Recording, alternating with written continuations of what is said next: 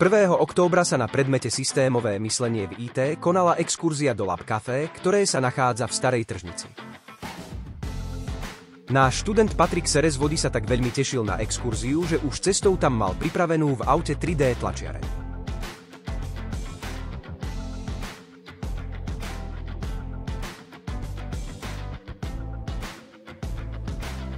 Ešte pred exkurziou sa študenti zahrali pred Starou Tržnicou na systém.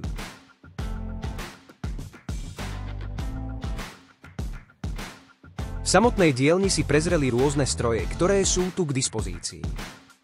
Medzi ne patria rôzne typy tlačiarní, ako napríklad 3D tlačiarne, plotre a laserové tlačiarne.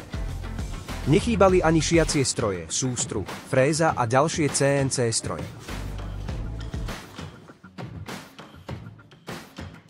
Priestory Lab Café sú príjemné, v industriálnom štýle.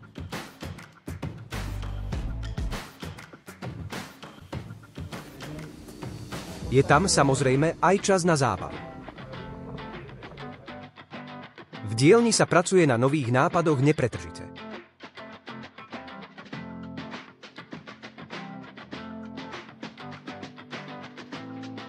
Študenti sa dozvedeli aj o možnosti, ako realizovať svoje nápady s pomocou dreva.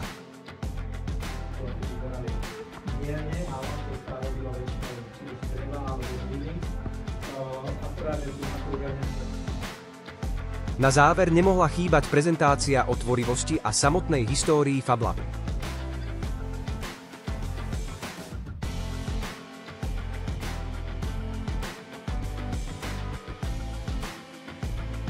Exkurziu hodnotíme na výbornú. Dovidenia.